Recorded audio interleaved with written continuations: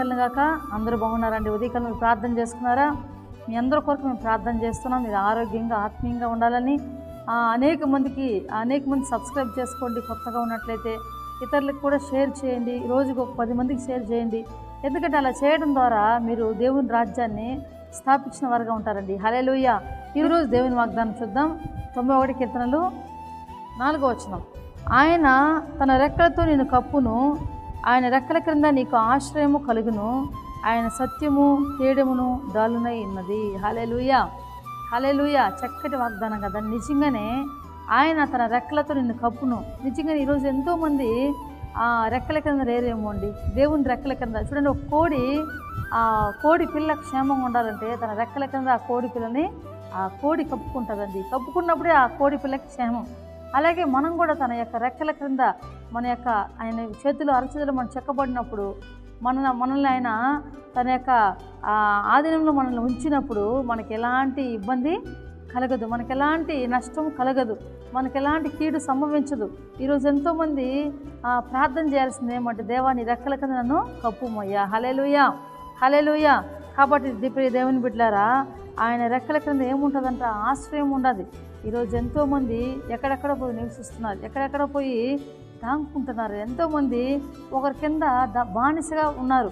ఎంతోమంది అక్కడ దాక్కుంటున్నారు, ఇక్కడ దాక్కుంటున్నారు. ఎక్కడెక్కడ మీకు ఆశ్రయం ఉందని వెళ్తున్నా అది ఆశ్రయంగా లేదు, కానీ మీకు అది ఒక నరకంగా ముళ్ళుగా ఉందండి, ఒక ముళ్ళగా ఉంది. కానీ దేవుని బిడ్డలారా, యేసయ్య రెక్కల కింద ఏముందంటే ఆశ్రయం ఉంది. అది సత్యము కేడము డాలునైనదంట. కాబట్టి అది నిజమైన దేవుని ప్రేమ కలది, అది నిజమైన సత్యమైంది. కాబట్టి ఆయన రెక్కల కింద మనం ఉండాలని ఎప్పుడు మనం కోరుకోవాలండి. చూడండి, ఒక బిడ్డని తల్లి తన యొక్క ఒడిలో దాచుకున్నప్పుడు ఆ బిడ్డకి క్షేమం. ఎప్పుడైతే వదిలిపెడుతుందో ఆ బిడ్డ ఎక్కడైనా పడిపోవచ్చు, లేదా ఆ బిడ్డకి క్షేమమైన మార్గం ఉండకపోవచ్చు. అలాగే మనం కూడా స్వేచ్ఛగా ఉండాలంటే ఈ లోకంలో ఉండలేము. కానీ ఎప్పుడు ఎనీ టైం మనం అడగాల్సింది ఏంటంటే, ప్రభువా నీ రెక్కల కింద నన్ను దాచుకో, నీ యొక్క కృపతో నన్ను మలుచుకో, నీ యొక్క దయతో నన్ను తాకు ప్రభు అని మనం అడగాలండి. మనం అడిగినప్పుడు ఆయన సత్యము కేడము డాలునై మనకి ఉంటాడు, మన పక్షాన ఉంటాడు, మనకు ఆశ్రయంగా ఉంటాడు. మన ఆశ్రయంలో ఉంటే ఆయన మనకి ఏం కావాలో అన్నీ ఆయన చూసుకుంటాడని ఆయన ఇస్తాడు కూడా.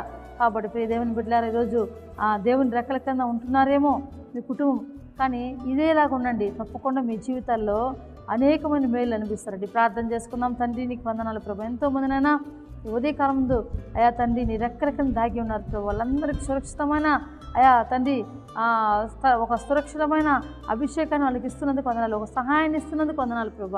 ఎవరైతే తండ్రి ప్రభు అనారోగ్యతను స్వస్థపరచండి, ఎవరైతే బలహీనతలు ఉన్నారో విడిపించండి. నీ రెక్కల కింద ఉన్నప్పుడు తండ్రి వాళ్ళకి సహాయం వస్తుందయ్యా, వాళ్ళకి సమాధానం వస్తుందయ్యా, వాళ్ళకి ఎలాంటి కీడు రాదు నా ప్రభు. నీ కృప ప్రతి బిడ్డల మీద ఉంచండి అయ్యా. ఎవరైతే నా ప్రభునైనా ఈ టైంలో నా ప్రభా ఎంతోమంది తండ్రి ఇబ్బంది పడుతున్నారో, ఆర్థిక సమస్యలతో ఉన్నారో విడిపించండి, అప్పుల సమస్యలను విడిపించండి. ఈరోజు బర్త్డే మ్యారేజ్ చేసుకుని ప్రతి బిడ్డలు దీవించమని యేసు నామములో ప్రార్థన చేస్తున్నాం తండ్రి. ఆమేన్. Praise the lord.